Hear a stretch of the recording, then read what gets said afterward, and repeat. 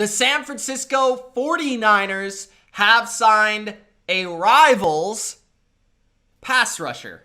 Samson Ebukam of the Los Angeles Rams has signed with the San Francisco 49ers, and I apologize if I did pronounce that name incorrectly, but I believe I got it. I'm not sure, but I can tell you that the player is good, and I can tell you that the player is kind of underrated. I've always been a little bit of a fan of Samson Ebukam, and I do believe that he's somebody that I didn't see as a fit initially with the San Francisco 49ers. So I'm very intrigued to see how he does fit. But what I can tell you is that he's somebody that will provide depth off the edge. He's also a hybrid type edge linebacker player that could potentially also line up as an outside linebacker for this defense. So I've always been a fan of him. You know, he had a really productive Super Bowl versus my Patriots a couple years ago. He's made plays, you know, as a pass cover guy, as a run defender,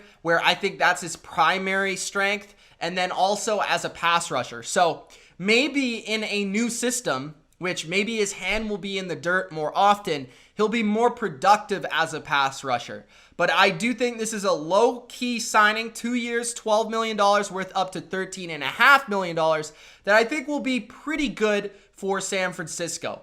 I think he's just somebody that might replace Kerry Hyder if they don't bring him back. They've restructured D Ford. Of course, they have Nick Bosa. So he's going to be somebody that works in as the third or fourth in the rotation off the edge. And the 49ers know how valuable their depth is up front. They've seen it go thin. So Ebukam is somebody that can play a role in the front seven in multiple places. That's the guy that is valued, that you are worth giving a little chunk of money because you know he can play a variety of spots. But primarily for the Rams, he played on the edge, primarily as more of a traditional 3-4 outside linebacker. But I would really like to see how he looks in this scheme in more of a pin your ears back type of defense. And I think that is what you're going to get. But I am intrigued by it. He's always been a player that I've liked and I've always noticed watching the Rams.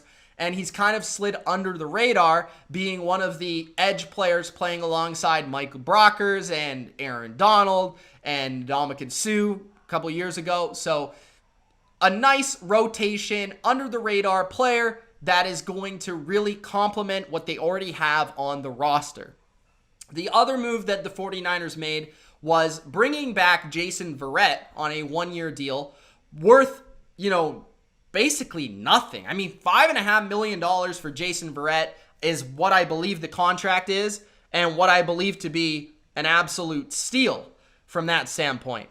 I believe Jason Verrett is one of the 20 best corners in the NFL when he's healthy. And to get that player for only $5.5 million on a one-year deal, you're getting a legitimate number one corner, especially in your system, which he's played in basically his entire career, right? He played with the Chargers and he played with the 49ers. Both teams run the same defense. Okay, both teams run a cover 3 press bail Seattle scheme. And he's been great in both teams when he's played. And he's been a number one corner when he's played. And to me, he was the number one corner for the 49ers last year. Despite having Richard Sherman, Jason Verrett outshined him, outperformed him. I believe Richard Sherman's on his way out. But this is interesting because I think Jason Verrett might be on a prove-it contract, okay? Might be on a contract that betting on himself to get a long-term contract after this year. And you have to wonder if that was a bad decision because Jason Verrett is somebody that's been often injured. I think it's a great move for the Niners, but I don't think it's a great move for Jason Verrett because if I was Verrett, I would have taken the long-term contract if I could get it, and supposedly he could have got it. So I would have taken the long-term contract if I was Verrett, but that's just me. I think the 49ers got a steal here and get a legitimate number one cornerback with good speed, good athleticism, and good coverage ability. Yes, he's been injured, but when he's been on the field, he's been a very good player. And I believe he'll be a very good player for the Niners in 2021. So those are the signings today on March 15th, this Monday. Free agency day number 1 for the San Francisco 49ers.